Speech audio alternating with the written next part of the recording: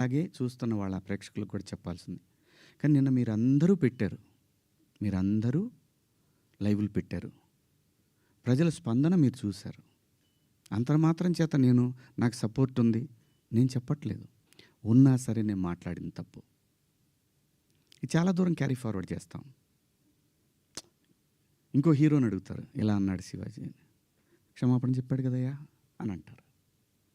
ఇది వెళుతూనే ఉంటుంది నిరంతరం కొన్నాళ్ళు, ఇంతకన్నా పెద్ద ఇష్యూ వచ్చే వరకు కదా.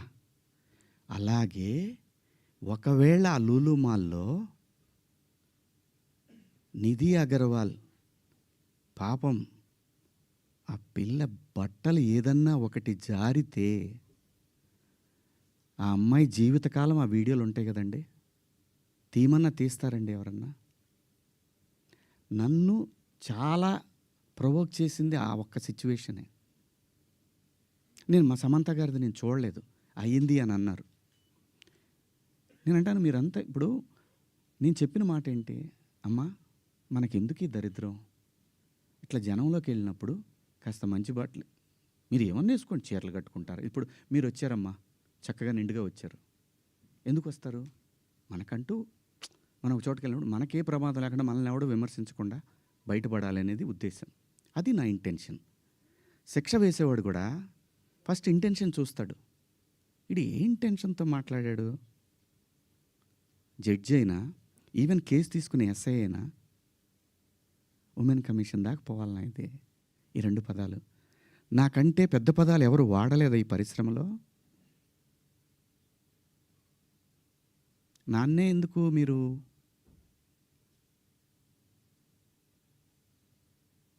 ఎందుకు నేనేం చేశాను?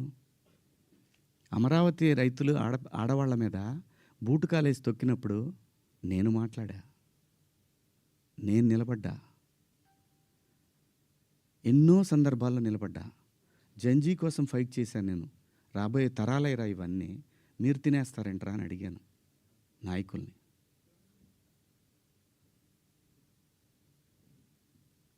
మీరందరూ కూడా మన పేపర్లో కానీ లేదన్నా కానీ ఎప్పుడైనా సరే ఒక మిస్ వార్త ఏదన్నా గబుక్కన మనం టీవీలో ప్రజెంట్ చేసినా కూడా సవరణ అని ఒకటి ఇస్తారు. మీరు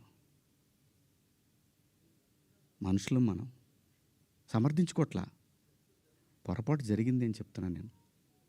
దానికి మీరందరికన్నా కూడా ఎంత ఇది ఉందో కానీ నేను ఎప్పటికి సెట్ అవుతానో నాకు తెలియదు. నా ఆవేదన అంతా ఆ చిన్మయ్య గారి దగ్గర నుంచి అలా అలా అలా అలా అలా అలా వెళ్ళి ఉమెన్ కమిషన్కి వెళ్ళిపోయి వాళ్ళు నాకు మెసేజ్ పెట్టి నువ్వు 27వ తారీఖు మా దగ్గర అటెండ్ కావాలి అని. అమ్మ నేను ఆల్రెడీ క్షమాపణ చెప్పాను, వన్స్ మేము రిలీజ్ చేసిన తర్వాత రావాలి. వెళ్తా, చట్టాన్ని గౌరవించాలి, ఖచ్చితంగా వెళ్తా. వెళ్ళి ఒక అపాలజీ లెటర్ ఇస్తా, నాకేం ప్రాబ్లం లేదు, నేనేం సిగ్గుపడను. నేను తప్పు చేసినప్పుడు క్షమాపణ చెప్పడంలో తప్పేముంది? ఏమీ తప్పులేదు. ఇష్టం వచ్చినట్టు మాట్లాడుకుంటున్నారు. ఒక బార్కి వెళ్తే డ్రెస్ కోడ్ ఉంటుందండి, ఒక పబ్కి వెళ్తే డ్రెస్ కోడ్ ఉంటుంది. షూ లేకుండా లోపలికి రానీడు. కొన్ని పబ్బుల్లో అయితే గర్ల్ ఫ్రెండ్ లేకుండా రానీడు. నేనేమన్నాను? మనిషి ఆదిమానవుడు కోతి నుంచి మనిషిగా రూపాంతరం చెందిన తర్వాత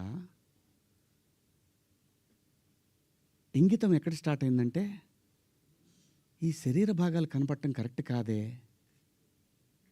ఏదోటి కట్టుకోవాలి అనే జ్ఞానం అమ్మకు వచ్చిందో నాన్నకు వచ్చిందో తెలీదు, వచ్చింది. అలా అలా బట్టలు తయారు చేసుకునే లెవెల్కి వచ్చి బట్టలు కప్పుకోవటం, బట్టలు వేసుకోవటం దాకా వచ్చింది. మంచివి వేసుకోమంటాం తప్ప అండి?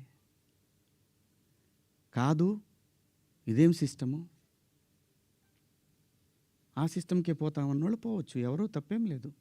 ఎవరిష్టాలు వాళ్ళయి, ఎవరిష్టాలు వాళ్ళయి. ఇక్కడ నాకు కాన్స్టిట్యూషన్లోని సెక్షన్స్ గురించి చెప్తా. ఈ సెక్షన్ ప్రకారం మహిళల్ని అని చెప్పి టిఎఫ్ఐ ఉమెన్ వింగ్ పెట్టారు. చట్టం నాకు తెలుసు, కాన్స్టిట్యూషన్ చదువుకున్నాను. భారత రాజ్యాంగము హక్కులతో పాటు